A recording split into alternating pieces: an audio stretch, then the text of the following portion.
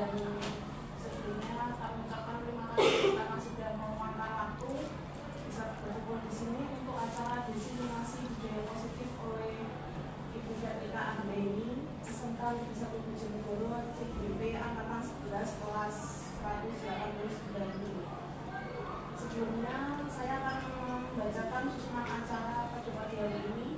Yang pertama pembukaan, yang kedua paparan, yang ketiga doa, yang keempat penutup.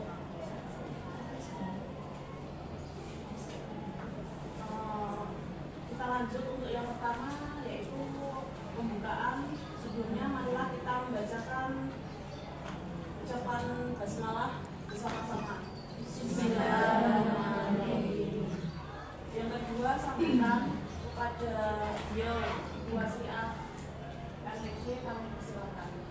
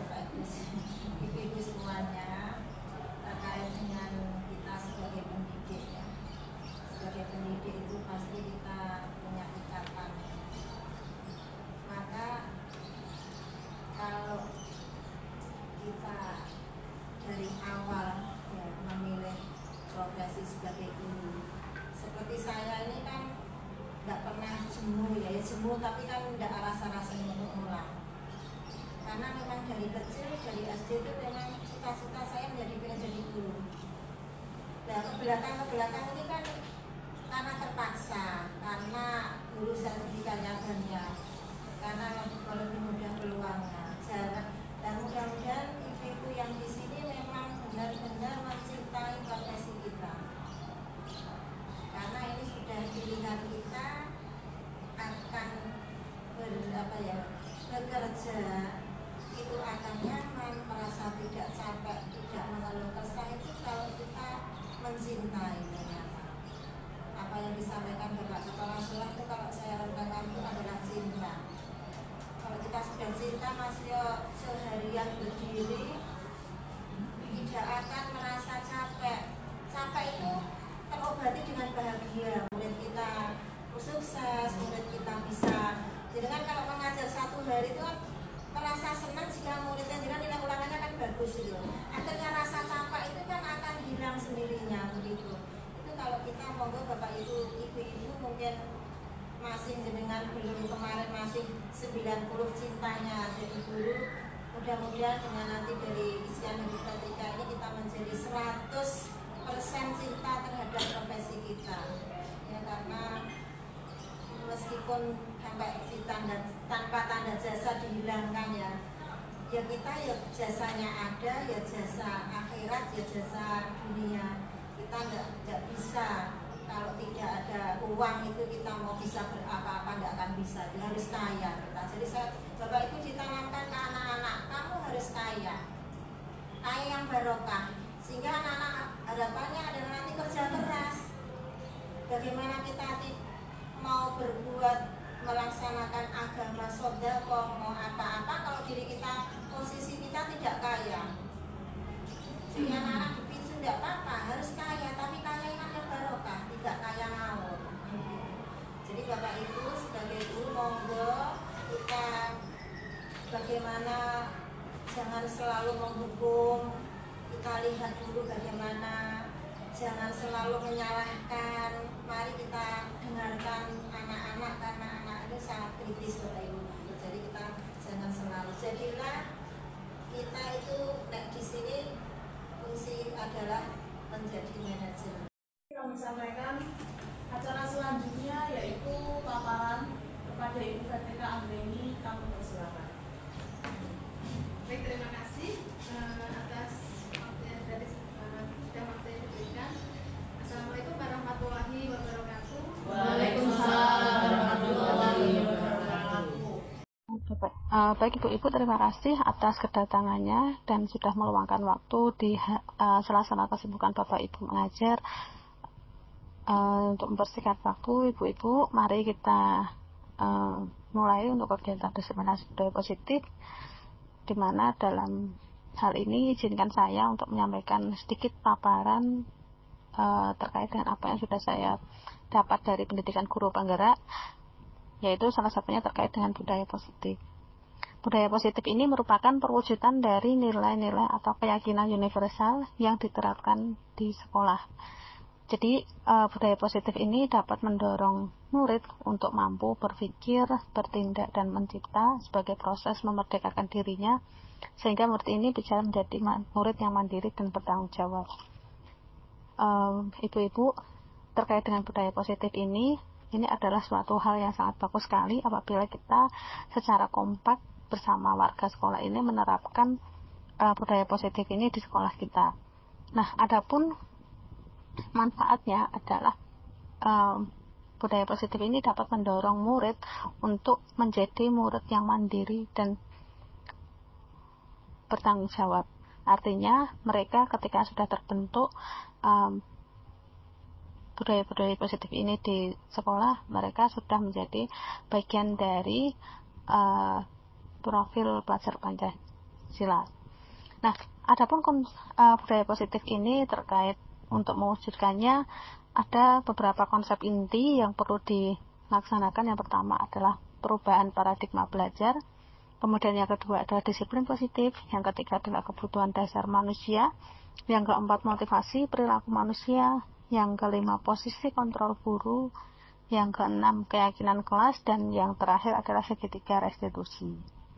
Kita masuk di konsep inti yang pertama, yaitu perubahan paradigma belajar.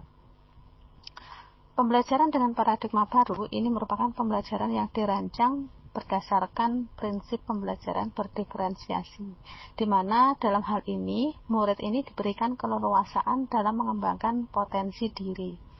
Nah, potensi diri ini adalah potensi diri yang bagaimana? Yaitu potensi diri sesuai dengan kesiapan belajar dan minatnya. Harapannya dengan kesiapan belajar dan minat murid ini mereka ini bisa belajar sesuai dengan kebutuhannya berdasarkan tahap perkembangan yang sudah dikembangkan sesuai dengan psikologi modern untuk bisa mengembangkan perwujudan profil pelajar Pancasila. Nah, apa saja yang menjadi profil pelajar Pancasila? Yang pertama adalah beriman dan bertakwa kepada Tuhan Yang Maha Esa. Kemudian yang kedua adalah mandiri.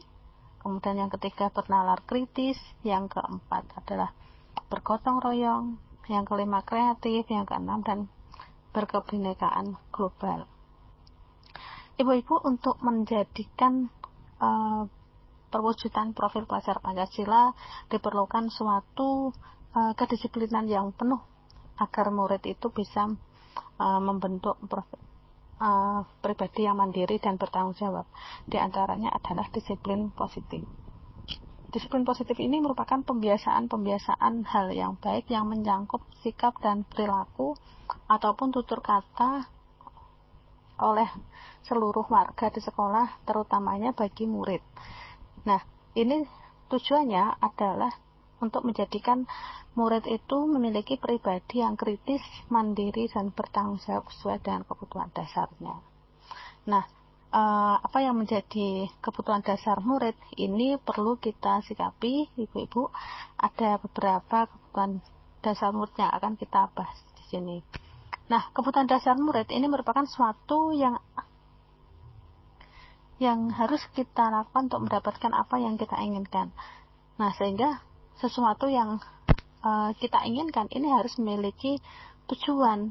Nah, untuk mencapai tujuan tersebut, maka harus ada usaha yang terbaik yang harus kita lakukan untuk menjadikan murid itu mandiri dan bertanggung jawab. Adapun kebutuhan dasar manusia, yang pertama adalah kebebasan, yang kedua adalah kesenangan, yang ketiga bertahan hidup, yang keempat kasih sayang dan rasa diterima, kemudian yang kelima adalah penguasaan. Kita masuk ke yang pertama, yaitu kebebasan. Kebebasan di sini adalah kebebasan dalam memilih, ya, memilih. Jadi murid itu memiliki pilihan, ya, memiliki pilihan untuk misalnya mandiri, kemudian mencoba hal-hal yang baru, kemudian mereka ini memilih apa yang menjadi keinginannya. Nah, itu adalah kebebasan untuk memilih. Kemudian yang kedua adalah kesenangan. Kesenangan di sini adalah kesenangan terkait dengan murid. Nah, contohnya apa? Contohnya adalah bermain, humor, antusias, tertawa, bahagia. Itu adalah sesuatu yang menjadi kesenangan. Kemudian selain kesenangan, itu juga ada bertahan hidup. Tentu saja bertahan hidup itu adalah sesuatu yang berkaitan dengan fisik, ya, dengan fisik murid. Yang itu terkait dengan makanan, pakaian, tempat tinggal, keamanan, dan kesehatan. Kemudian selanjutnya yang keempat itu adalah rasa kasih sayang dan rasa diterima di koneksi sosial, di mana dalam kebutuhan untuk diterima dan sosial ini meliputi kebutuhan akan hubungan atau koneksi sosial. Jadi di dalam komunitas, di masyarakat, ataupun di lingkungan sekolah, mereka ini ingin diterima, diajak untuk saling berbagi, saling menyampaikan pendapat, saling berdiskusi, nah, kemudian saling dibantu, bergotong royong. Nah, ini adalah kebutuhan dasar manusia dan memiliki kasih sayang dan rasa diterima. Kemudian yang kelima itu adalah adanya penguasaan. Dari penguasaan di sini adalah harga diri, keinginan untuk dianggap pemimpin dan berprestasi, keinginan untuk dikenal oleh orang lain, kemudian keinginan untuk bisa memandu dan memimpin komunitasnya. Nah, ini salah satunya adalah kebutuhan dasar yang terkait dengan penguasaan. Nah, ibu-ibu, untuk menjadikan kebutuhan dasar manusia itu terpenuhi secara optimal, biasanya ada beberapa motivasi yang harus dipupuk antara seorang guru dengan murid, ya. Motivasi itu adalah motivasi perilaku. Nah, motivasi perilaku itu terdiri dari 3. Yang pertama adalah hukuman, yang kedua adalah konsekuensi, yang ketiga adalah restitusi. Motivasi perilaku hukuman ini biasanya adalah sesuatu yang tidak direncanakan dan biasanya datangnya secara tiba-tiba. Sehingga ketika siswa atau murid itu melakukan suatu kesalahan, dia itu tidak tahu konsekuensi apa yang akan dijalaninya.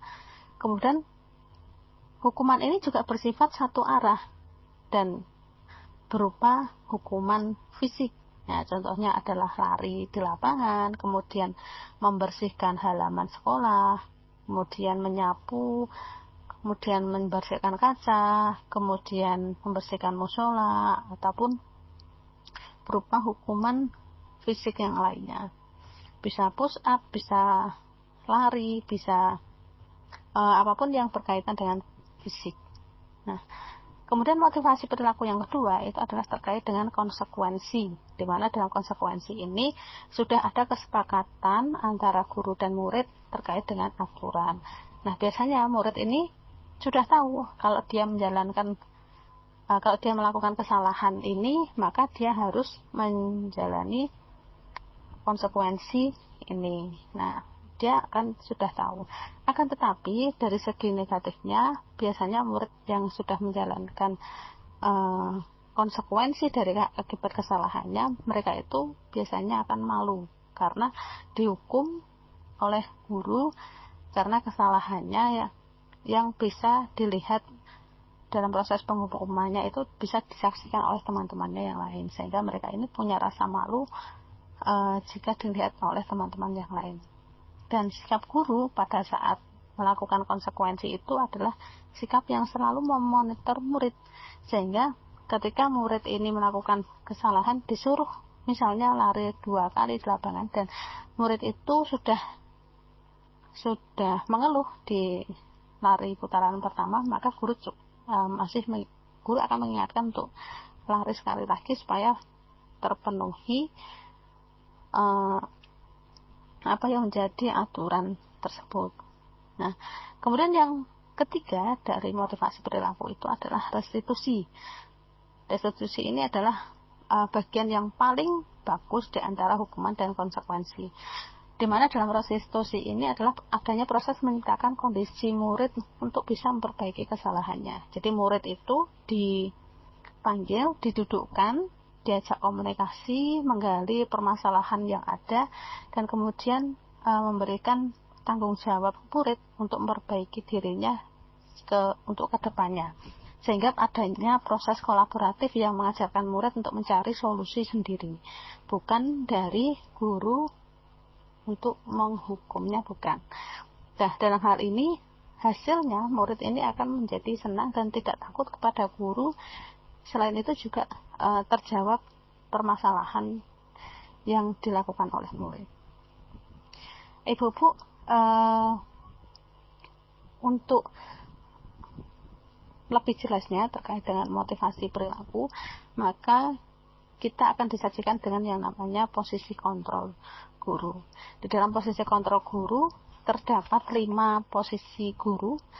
Yang pertama adalah guru sebagai penghukum, kemudian yang kedua adalah guru sebagai teman, yang ketiga guru sebagai pembuat rasa bersalah, kemudian yang keempat guru sebagai pemantau, dan yang kelima guru ini sebagai manajer. Di antara kelima perilaku guru ini, yang paling rendah tidak disarankan adalah guru sebagai penghukum. Sedangkan yang paling bagus untuk disarankan dalam pembelajaran itu adalah guru sebagai manajer.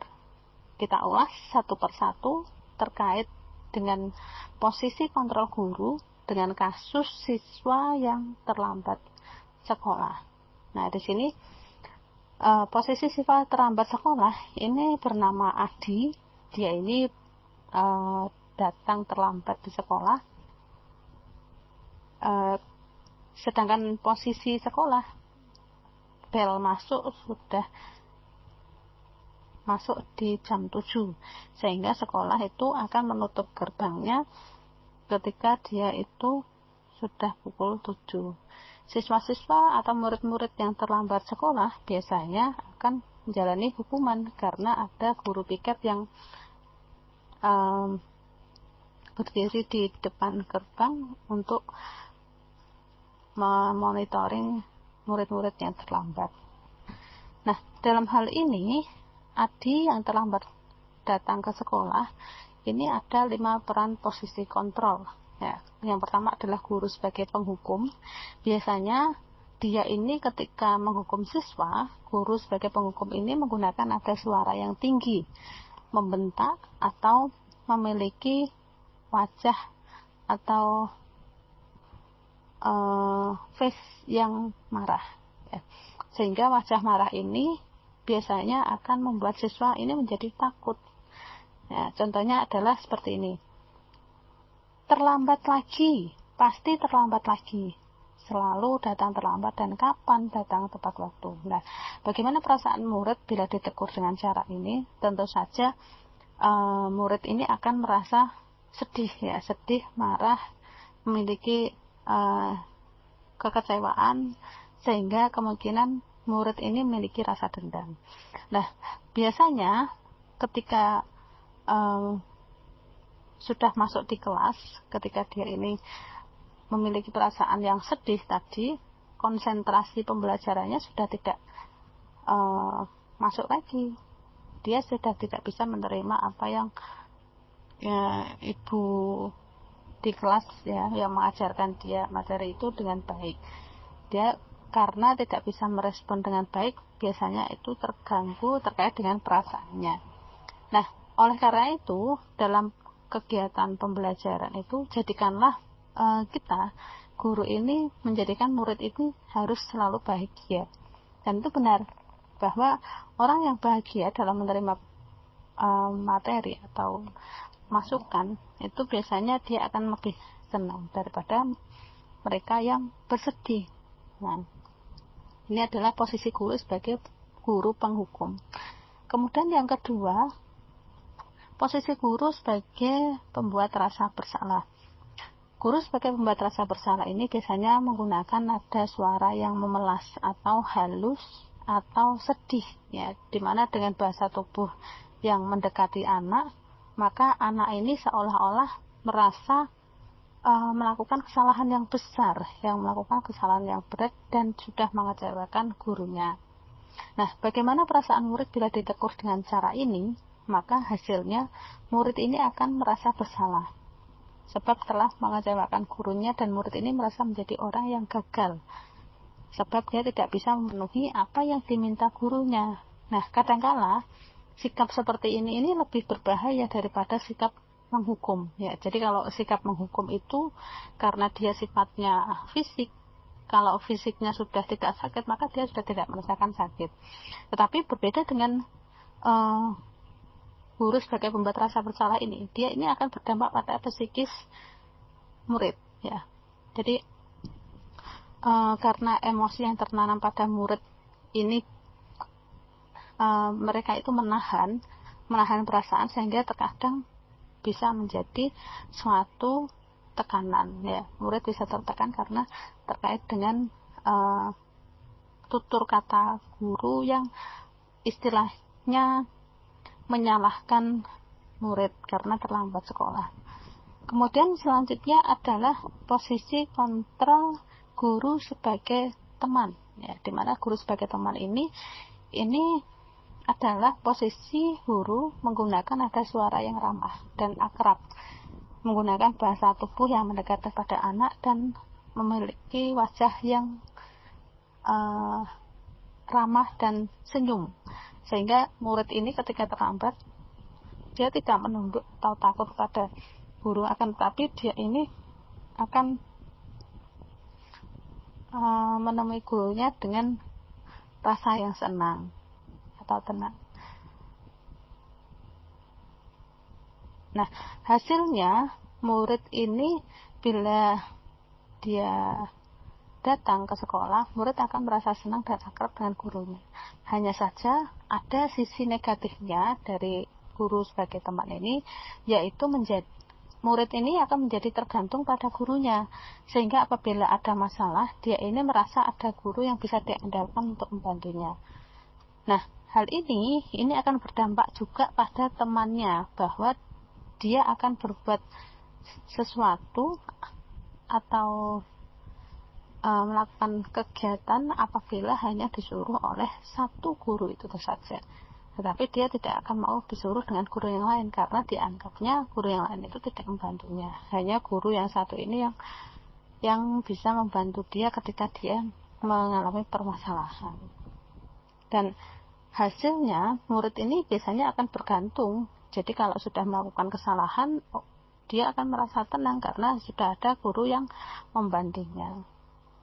Kemudian kasus guru sebagai pemantau yang keempat, yaitu guru sebagai pemantau ini adalah guru yang menggunakan nada suara yang datar dan bahasa tubuh yang formal. Ketika dia mengecek ada murid yang terlambat sekolah, maka dia itu tidak memarahinya dengan suara yang tinggi, tidak menyalahkan murid, tetapi dia itu menggunakan cross check by data, sehingga dia menggunakan aturan sebagai acuan bahwa murid itu harus masuk sebelum bel berbunyi. Nah, kalau bel sudah berbunyi, tandanya sudah mulai proses kegiatan belajar mengajar, sehingga ketika bel berbunyi ada murid yang terlambat sekolah, konsekuensinya adalah apa yang sudah disepakati sebelumnya. Kalau misalnya kesepakatan kelasnya adalah lari, hukuman terlambat pada lari, maka guru hanya menyampaikan konsekuensi yang akan diterimanya, maka akan persilahkan menjalani konsekuensi yang sudah dilanggarnya. Dalam hal ini murid ini sudah tahu apa yang menjadi konsekuensinya ketika dia terlambat sekolah. Akan tetapi dari segi negatifnya, murid ini akan tidak nyaman ketika dia menjalani hukuman, karena biasanya ada beberapa murid yang merasa malu ketika dia dihukum dan dilihat oleh teman-temannya yang lain. Kemudian selanjutnya adalah guru sebagai manajer. Nah, posisi kontrol guru sebagai manajer ini adalah posisi guru yang sangat disarankan, atau posisi guru yang paling baik di antara yang lain. Dimana dalam hal ini guru sebagai manajer ini adalah guru yang memiliki nada suara yang tulus, memiliki bahasa yang baik dan mendekati murid, menggali permasalahan apa yang ada pada murid sehingga akan memberikan tanggung jawab bagaimana murid itu menyelesaikan permasalahannya agar kedepannya menjadi murid yang mandiri bertanggung jawab. Nah, hasilnya ketika guru melakukan posisi kontrol sebagai manajer, hasilnya murid ini akan mengetahui adanya suatu permasalahan dan bagaimana cara memperbaikinya mereka sudah tahu, rata-rata begitu. Maka posisi manajer guru ini tidak perlu marah atau meninggikan suara, apalagi menunjuk-nunjuk jari ke murid. Pada posisi manajer guru ini, posisi guru ini akan mengembalikan tanggung jawab murid untuk mencari jalan keluarnya sendiri sesuai dengan arahan guru, sehingga murid ini akan merasa senang dan mendapatkan solusi karena sudah berdialog, berdiskusi dengan guru di sekolah. Nah, ibu-ibu, untuk lebih jelasnya lagi, mari kita simak video terkait dengan posisi kontrol guru di kelas yang akan ditayangkan pada slide berikut ini.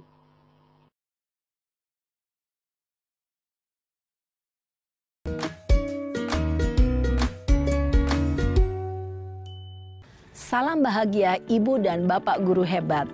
Dalam penerapan disiplin positif restitusi, salah satu program yang dikembangkan adalah 5 posisi kontrol.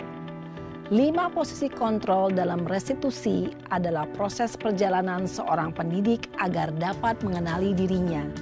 Pada video kali ini, kita akan membahas tentang 5 posisi kontrol yang dikembangkan oleh Diane Goossen dan contoh penerapannya.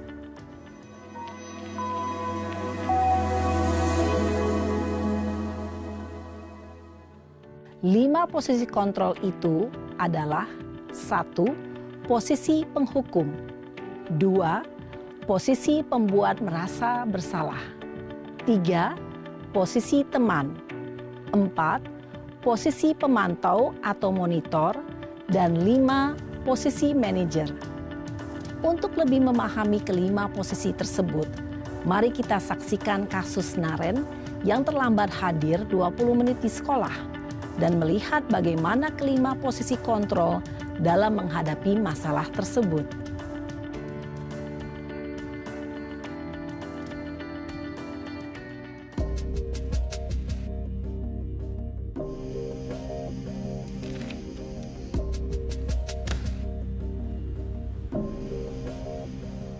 Naren!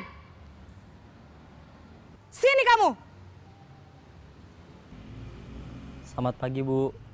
Selalu terlambat. Kamu deh, pasti terlambat. Maaf, Bu. Saya... Apa? Apa coba? Alasan kamu apa lagi? Kapan sih kamu tidak terlambat? Malas sekali ya kamu jadi anak. Saya... Dasar pemalas. Gak kapok-kapok sih kamu. Sudah berapa kali terlambat? Sana. Kamu keliling lapangan basket 2 kali. Kenapa saya harus keliling lapangan basket, Bu? Kenapa? Kamu mau lawan ibu? Berani-beraninya jawab. Sudah terlambat, masih berani jawab pula. Sekarang, keliling lapangan basket 5 kali sekalian. Biar kapok. Cepat. Pergi sana ke lapangan basket. Posisi penghukum biasanya berbicara dengan nada tinggi, menghardik, menunjuk-nunjuk, menyakiti, dan menyindir. Hukuman bisa berupa fisik maupun psikis. Ibu dan Bapak guru hebat, dampak yang terjadi pada murid ketika guru berada pada posisi penghukum adalah murid cenderung akan memberontak, bahkan menyimpan dendam.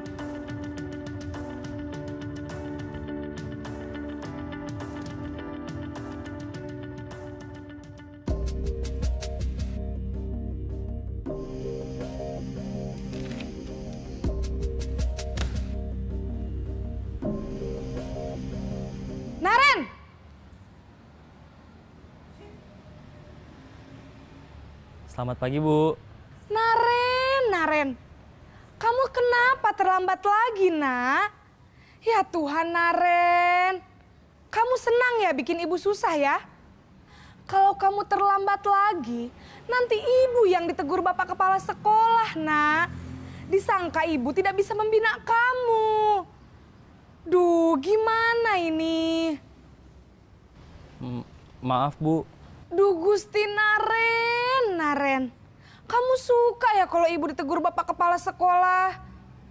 Terus, sekarang ibu harus tulis apa ini di buku absen? Ini kamu sudah sering terlambat loh. Ibu harus apa coba? Maaf, Bu. Maaf sekali. Ya sudah, lain kali jangan bikin ibu susah lagi ya, Nak ya. Ibu tidak akan kuat lagi kalau kamu begini terus. Bisa jantungan kalau ibu ditegur bapak kepala sekolah. Sana cepat ke kelas. Maaf ya, Bu. Maaf sekali. Posisi pembuat rasa bersalah berbicara dengan nada tenang, cenderung lembut. Namun kata-kata yang diutarakan membuat murid merasa menjadi orang yang gagal. Memandang buruk dirinya sendiri, merasa tidak berharga, dan tidak sanggup membahagiakan orang lain. Ketika guru mengambil posisi pembuat rasa bersalah, murid akan menganggap dirinya yang bersalah dan ia akan menyimpan emosi negatif tersebut di dalam dirinya.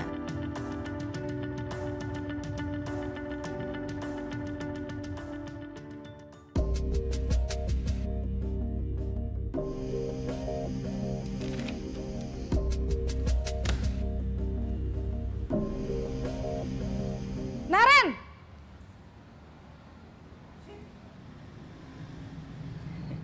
Selamat pagi, Bu.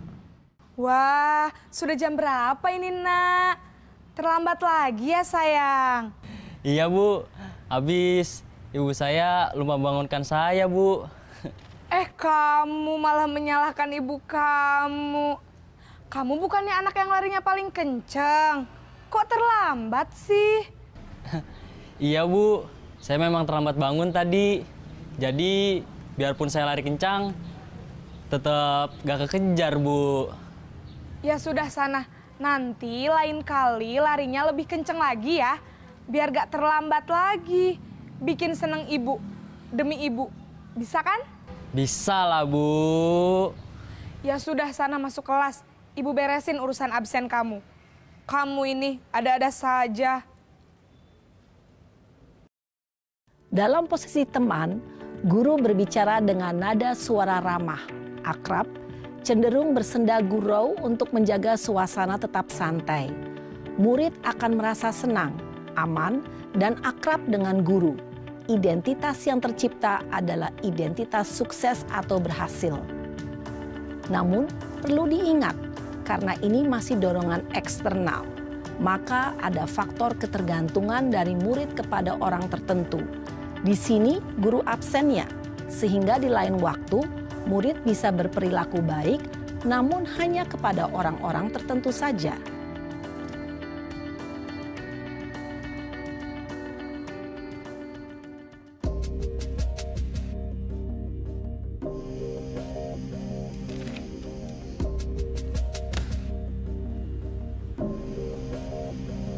Naren!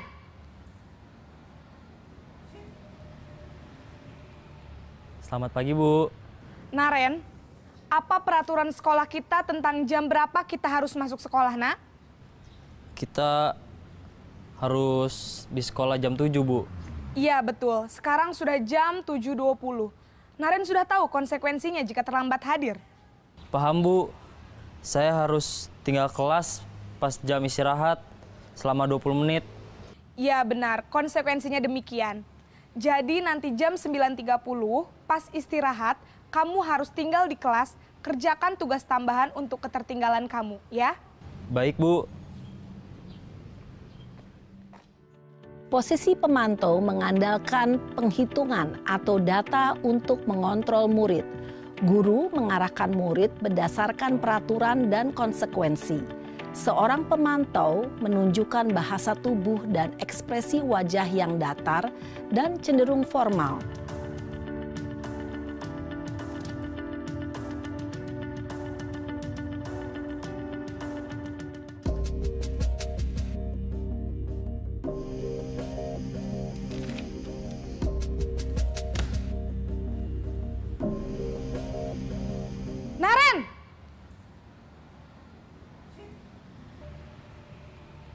Selamat pagi, Bu. Selamat pagi, Naren. Maaf, Bu. Saya terlambat. Iya, sekolah masuknya jam 7, sekarang sudah jam 7.20. Jadi sekarang bagaimana ini, Naren? Maaf, Bu.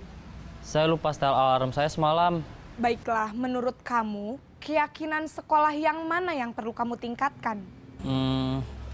Menghargai diri sendiri dan orang lain mungkin ya, Bu. Setuju. Jadi, apakah Naren meyakini prinsip saling menghormati tersebut? Iya, Bu. Saya meyakininya. Apakah Naren bersedia memperbaiki masalah keterlambatan ini? Bersedia, Bu. Bagaimana kamu akan perbaiki masalah keterlambatan ini? Saya akan coba untuk tidak lupa menyetel alarm saya, Bu. Baik, kalau Naren lupa menyetel alarm di rumah, ada orang yang kira-kira bisa bantu mengingatkan tidak? Ada, Bu. Kakak saya, Kak Ema. Ada lagi selain Kak Ema? Selain Kak Ema, ada ibu saya. Baik, jadi yang mengingatkan Naren adalah Kak Ema dan ibu kamu ya? Kira-kira akan mulai setel alarm kapan nih, Naren? Setelah pulang sekolah, akan segera saya lakukan. Baik, jadi Naren akan setel alarm untuk bangun besok pagi dan akan diingatkan oleh kakak dan ibunda Naren ya. Ada lagi yang mungkin perlu dilakukan, Naren? Agar tidak terlambat bangun lagi. Tidak ada, Bu. Baik, Naren. Terima kasih untuk kerjasama kamu. Sekarang kamu perlu kembali ke kelas untuk belajar. Baik, Bu. Terima kasih. Posisi manajer adalah posisi kontrol yang disarankan untuk membimbing murid memiliki sikap disiplin yang positif, yaitu murid yang mandiri, bertanggung jawab, dan dapat memecahkan masalah. Tujuan dari posisi ini adalah agar murid dapat berefleksi atas tindakannya. Guru akan dengan tulus memberikan pertanyaan-pertanyaan bermakna, sehingga membuat murid dapat belajar dari kesalahannya dan mencari sebuah solusi untuk menyelesaikannya. Ibu dan Bapak guru hebat, setelah mengamati adegan kelima posisi kontrol tadi, kira-kira posisi mana yang paling ideal? Posisi mana yang dapat menunjang motivasi intrinsik murid? Ya, tentu posisi manajer. Posisi ini memang posisi ideal yang ingin dituju setiap pendidik.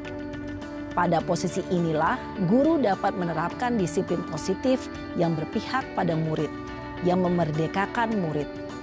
Perjalanan seorang pendidik tentunya tidak mudah untuk sampai pada posisi seorang manajer. Namun, tujuan kita pasti, yaitu menciptakan murid-murid yang mandiri, merdeka, dan bertanggung jawab. Semoga penggambaran 5 posisi kontrol yang telah diperlihatkan ini dapat menjadi ajang refleksi bagi kita semua, agar dapat terus mengasah dan menerapkan disiplin positif yang memerdekakan murid. Mari terus berlatih dan bersemangat. Selamat menerapkan.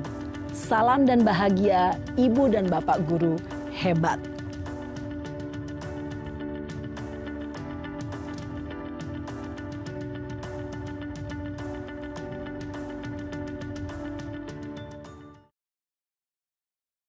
Baik ibu-ibu, itu tadi slide tayangan dari video terkait dengan posisi kontrol guru dalam kegiatan di kelas. Maka untuk itu kita coba ulas kembali apa yang sudah kita lihat di video slide tayangan tadi. Posisi kontrol apakah aku apabila menggunakan keyword saya kecewa sekali dengan kamu. Nah, di sini menggunakan nada yang rendah dan seolah menyalahkan murid. Nah, sehingga posisi kontrolnya adalah guru sebagai pembuat rasa bersalah. Kemudian selanjutnya, posisi kontrol apakah aku dengan keyword sebagai berikut. Kamu menggunakan seragam yang salah. Sekarang keliling lapangan 2 kali. Nah, itu menggunakan nada yang tinggi dan seolah marah kepada murid. Nah, posisi kontrol apakah aku? Nah, baik, di sini posisi kontrolnya adalah guru sebagai penghukum, sehingga nada yang tinggi dan satu arah ini adalah posisi kontrol yang posisi kontrol yang guru sebagai penghukum. Ibu-ibu, demikian posisi kontrol dari masing-masing guru ya, guru sebagai penghukum, guru sebagai teman, guru sebagai pembuat masalah, guru sebagai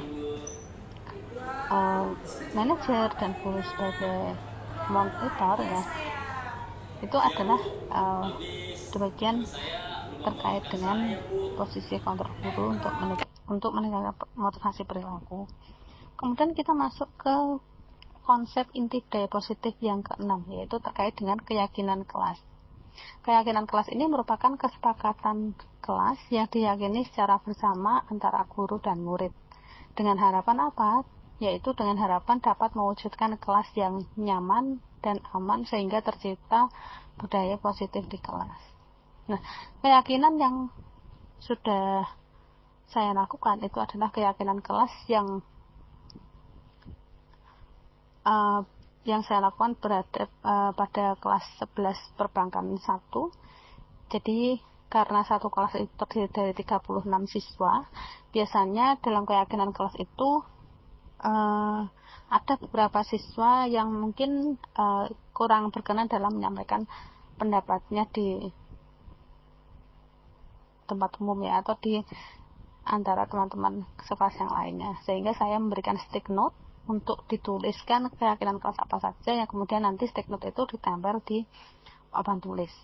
Nah, dari hasil tulisan stick note dari beberapa keyakinan kesepakatan kelas, maka diambillah 10 poin untuk dijadikan keyakinan kelas dan konsekuensi yang akan dihadapi ketika murid melakukan pelanggaran. Sehingga dalam keyakinan kelas itu terbentuk 36 kesepakatan dan 10 keyakinan. Nah, ibu-ibu perlu kita tahu bahwa keyakinan kelas itu adalah pernyataan-pernyataan yang disepakati bersama antara guru dan murid untuk menjadi pedoman dalam bersikap, berperilaku, dan di kelas. Nah, keyakinan kelas ini memberikan dampak positif sekali, yang diantaranya adalah yang meningkatkan motivasi belajar murid, di mana dalam keyakinan kelas yang dibuat bersama murid ini akan membuat murid merasa memiliki kelas. Hal ini akan meningkatkan motivasi belajar karena mereka merasa bertanggung jawab untuk menjaga kelas mereka tetap nyaman dan kondusif untuk belajar. Kemudian yang kedua, menciptakan lingkungan belajar yang positif. Keyakinan kelas yang positif ini akan membantu menciptakan lingkungan belajar yang positif di kelas, sehingga hal ini akan membuat murid merasa lebih nyaman dan aman untuk belajar. Kemudian yang ketiga, meningkatkan disiplin diri murid ya, sehingga keyakinan kelas yang akan membantu murid untuk mengembangkan disiplin diri. Hal ini karena murid akan belajar untuk mematuhi keyakinan kelas yang telah mereka buat sendiri.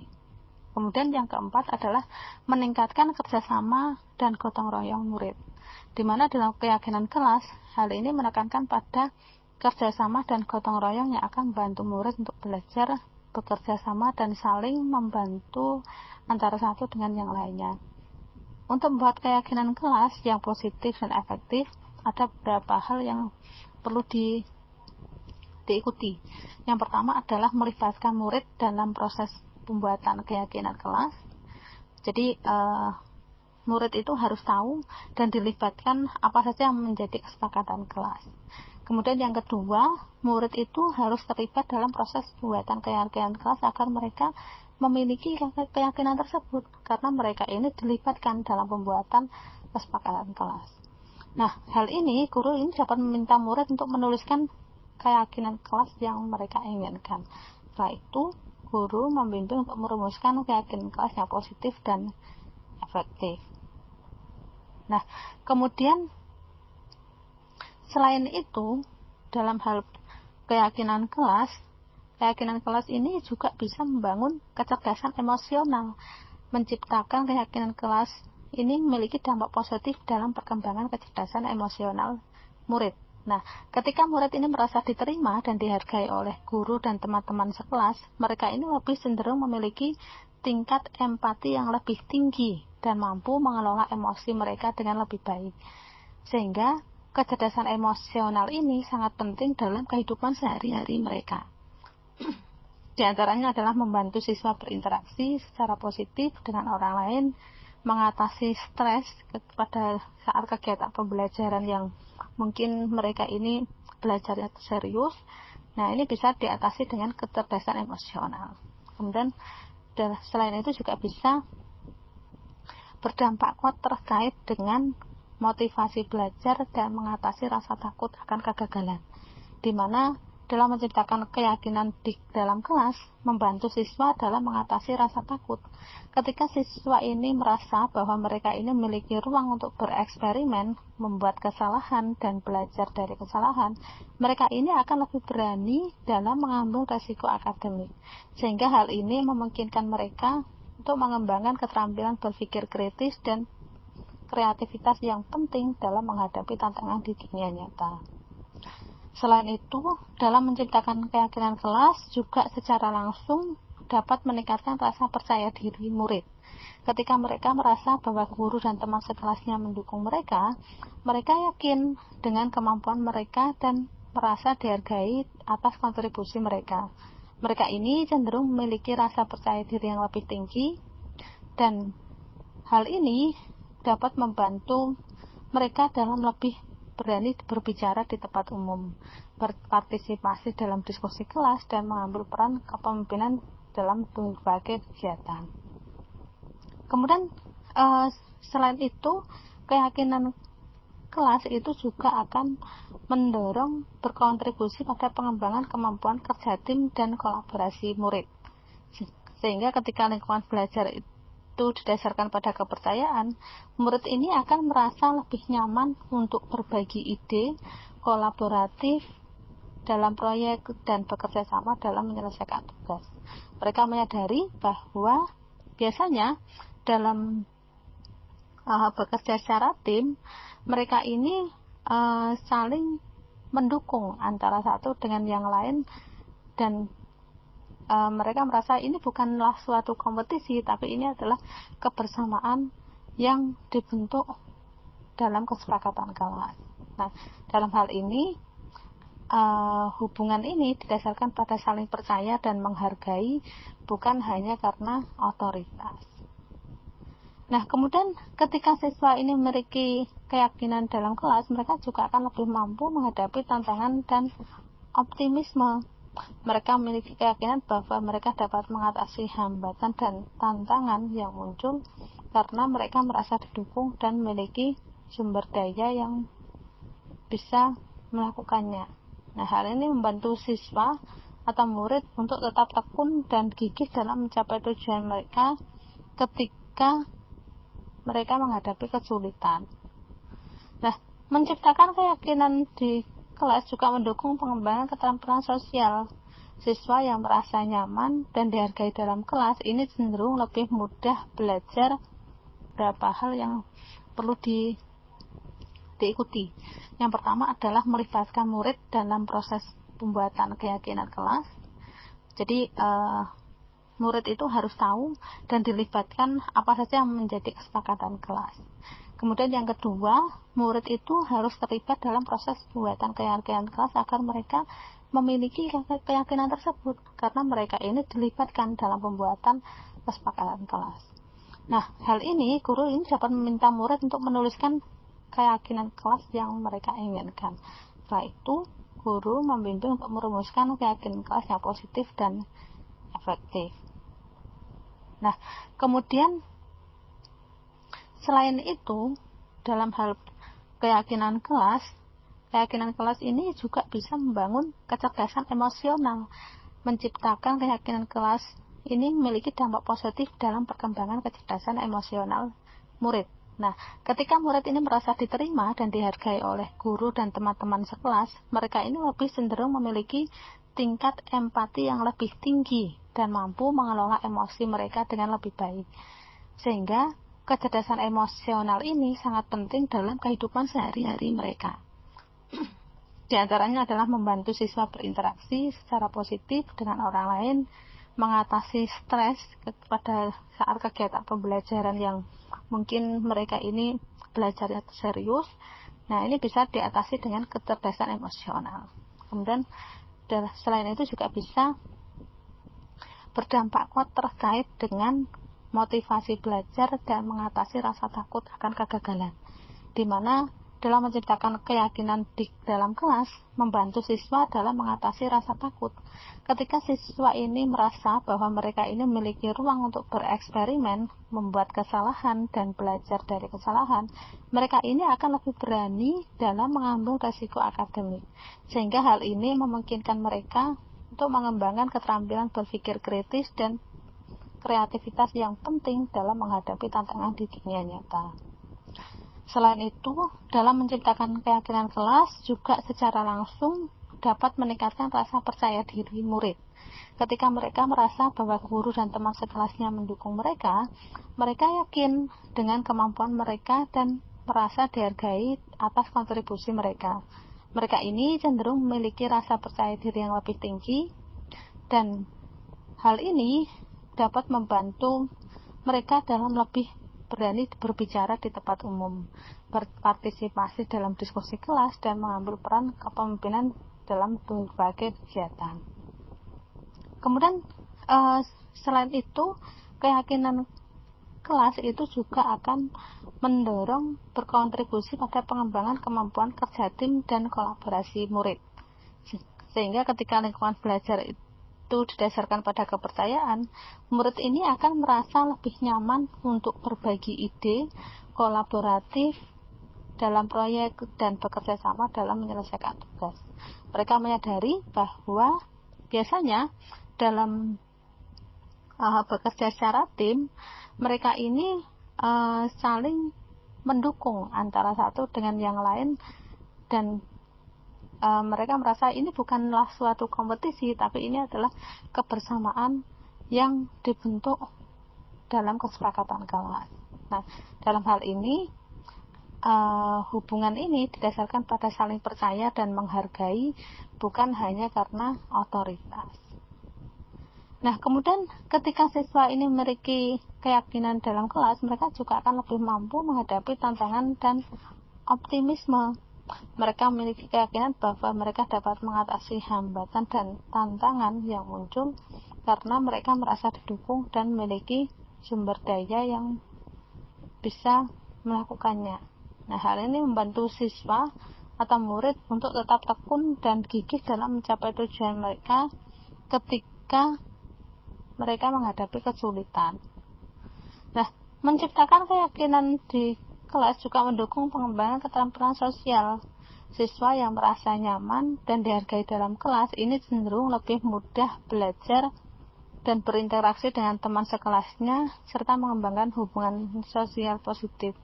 Mereka ini bisa belajar bagaimana berkomunikasi dengan baik, mendengarkan dengan perhatian, dan bekerja sama dengan berbagai situasi. Itu adalah terkait dengan keyakinan kelas. Ibu-ibu, mari kita saksikan terkait dengan keyakinan kelas yang sudah saya buat di kelas 11 perbankan 1.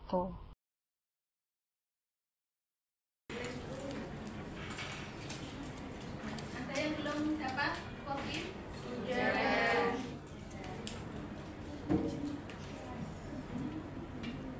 Ada yang belum paham? Sudah tahu ya? Ya. Nah, setelah itu nanti kalau sudah ditulis semuanya kesepakatan kelasnya, nanti ditempel di depan ya. Iya, Bapak tulis.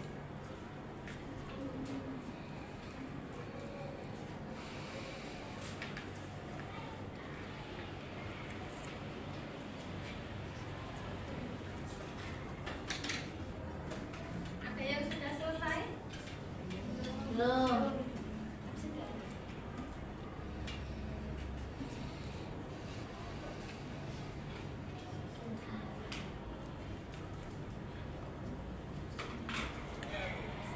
Yang sudah bisa ditempel ya.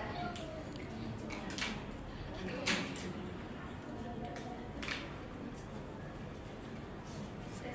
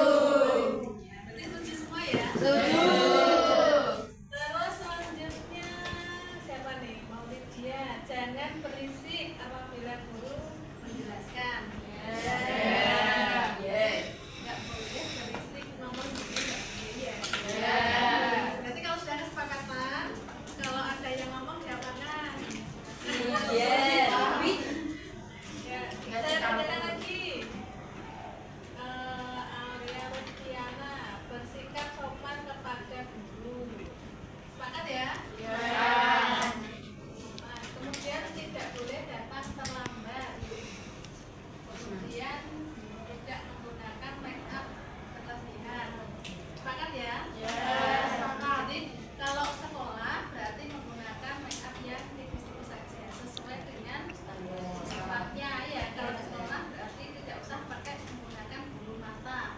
Ya, bulu mata nggak usah dipakai. Terus menggunakan alis, eyeshadow nggak usah ya. Menggunakannya yang standar biasa saja, yang minimalisir saja ya. Beda kalau nanti sudah lulus ya, dan lulus bekerja. Kemudian selanjutnya lagi, jangan bersikap sombong. Wah, ini nggak boleh sombong ya, berarti kalau di sekolah ya. Oke, itu tadi kesepakatan kita dari satu kelas nanti bisa dijalankan ke depannya ya. Iya Bu. Jadi kalau sudah sepakat kita tidak ada paksaan dari manapun, berarti sudah sesuai dengan apa yang kita inginkan dan itu kalau bisa dijalankan sampai ke depannya. Ya, terima kasih anak-anak, itu tadi kesepakatan kita hari ini. Saya akhiri, wassalamualaikum warahmatullahi wabarakatuh. Waalaikumsalam warahmatullahi wabarakatuh.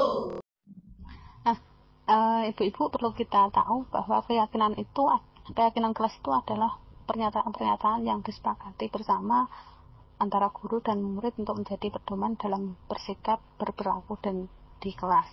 Nah, keyakinan kelas ini memberikan dampak positif sekali, yang diantaranya adalah yang meningkatkan motivasi belajar murid, di mana dalam keyakinan kelas yang dibuat bersama murid ini akan membuat murid merasa memiliki kelas. Hal ini akan meningkatkan motivasi belajar karena mereka merasa bertanggung jawab untuk menjaga kelas mereka tetap nyaman dan kondusif untuk belajar. Kemudian yang kedua, menciptakan lingkungan belajar yang positif. Keyakinan kelas yang positif ini akan membantu menciptakan lingkungan belajar yang positif di kelas, sehingga hal ini akan membuat murid merasa lebih nyaman dan aman untuk belajar. Kemudian yang ketiga, meningkatkan disiplin diri murid ya, sehingga keyakinan kelas yang akan membantu murid untuk mengembangkan disiplin diri. Hal ini karena murid akan belajar untuk mematuhi keyakinan kelas yang telah mereka buat sendiri. Kemudian yang keempat adalah meningkatkan kerjasama dan gotong royong murid, di mana dalam keyakinan kelas hal ini menekankan pada kerjasama dan gotong royong yang akan membantu murid untuk belajar bekerja sama dan saling membantu antara satu dengan yang lainnya. Untuk membuat keyakinan kelas yang positif dan efektif, ada beberapa hal yang perlu diikuti. Yang pertama adalah melibatkan murid dalam proses pembuatan keyakinan kelas.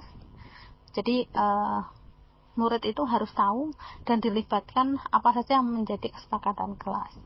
Kemudian yang kedua, murid itu harus terlibat dalam proses pembuatan keyakinan kelas agar mereka memiliki keyakinan tersebut, karena mereka ini dilibatkan dalam pembuatan kesepakatan kelas. Nah, hal ini guru ini dapat meminta murid untuk menuliskan keyakinan kelas yang mereka inginkan. Setelah itu, guru membimbing untuk merumuskan keyakinan kelas yang positif dan efektif. Nah, kemudian selain itu, dalam hal keyakinan kelas ini juga bisa membangun kecerdasan emosional. Menciptakan keyakinan kelas ini memiliki dampak positif dalam perkembangan kecerdasan emosional murid. Nah, ketika murid ini merasa diterima dan dihargai oleh guru dan teman-teman sekelas, mereka ini lebih cenderung memiliki tingkat empati yang lebih tinggi dan mampu mengelola emosi mereka dengan lebih baik. Sehingga kecerdasan emosional ini sangat penting dalam kehidupan sehari-hari mereka. Di antaranya adalah membantu siswa berinteraksi secara positif dengan orang lain, mengatasi stres pada saat kegiatan pembelajaran yang mungkin mereka ini belajarnya serius. Nah, ini bisa diatasi dengan kecerdasan emosional. Kemudian selain itu juga bisa berdampak kuat terkait dengan motivasi belajar dan mengatasi rasa takut akan kegagalan, di mana dalam menciptakan keyakinan di dalam kelas, membantu siswa dalam mengatasi rasa takut. Ketika siswa ini merasa bahwa mereka ini memiliki ruang untuk bereksperimen, membuat kesalahan, dan belajar dari kesalahan, mereka ini akan lebih berani dalam mengambil resiko akademik. Sehingga hal ini memungkinkan mereka untuk mengembangkan keterampilan berpikir kritis dan kreativitas yang penting dalam menghadapi tantangan di dunia nyata. Selain itu, dalam menciptakan keyakinan kelas juga secara langsung dapat meningkatkan rasa percaya diri murid. Ketika mereka merasa bahwa guru dan teman sekelasnya mendukung mereka, mereka yakin dengan kemampuan mereka dan merasa dihargai atas kontribusi mereka. Mereka ini cenderung memiliki rasa percaya diri yang lebih tinggi, dan hal ini dapat membantu mereka dalam lebih berani berbicara di tempat umum, berpartisipasi dalam diskusi kelas, dan mengambil peran kepemimpinan dalam berbagai kegiatan. Kemudian selain itu, keyakinan kelas itu juga akan mendorong berkontribusi pada pengembangan kemampuan kerja tim dan kolaborasi murid. Sehingga ketika lingkungan belajar itu didasarkan pada kepercayaan, murid ini akan merasa lebih nyaman untuk berbagi ide, kolaboratif dalam proyek, dan bekerja sama dalam menyelesaikan tugas.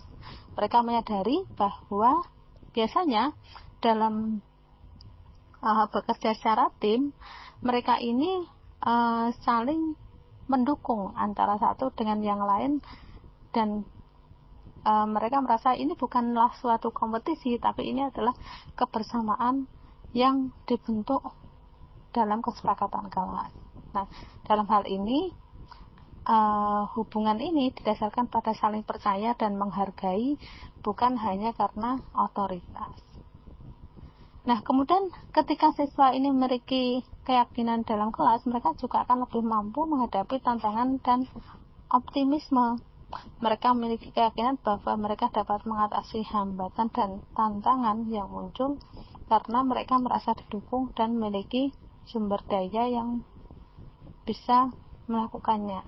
Nah, hal ini membantu siswa atau murid untuk tetap tekun dan gigih dalam mencapai tujuan mereka ketika mereka menghadapi kesulitan. Nah, menciptakan keyakinan di kelas juga mendukung pengembangan keterampilan sosial.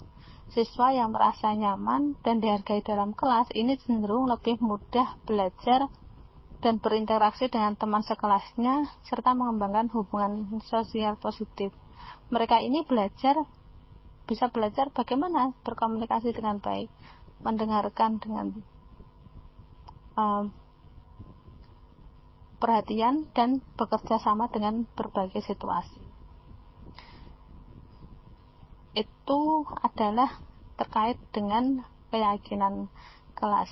Ibu-ibu, mari kita saksikan terkait dengan keyakinan kelas yang sudah saya buat di kelas 11 perbankan 1. Bagi ibu-ibu, untuk konsep inti dari budaya positif yang terakhir adalah segitiga restitusi, di mana dalam segitiga restitusi ini, dalam dunia pendidikan kita dapat melakukan disiplin positif. Kalau tadi kita melakukan keyakinan kelas kepada siswa atau kepada murid, maka untuk melakukan disiplin diri ini kita bisa melakukannya melalui segitiga restitusi. Jika murid tersebut melakukan pelanggaran keyakinan dan kesepakatan kelas, maka murid ini akan sebenarnya sudah mengetahui konsekuensi apa yang didapat. Akan tetapi posisi guru di sini harus memberikan tanggapan atau tanggung jawab murid agar mereka ini menjadi murid yang mandiri dan bertanggung jawab.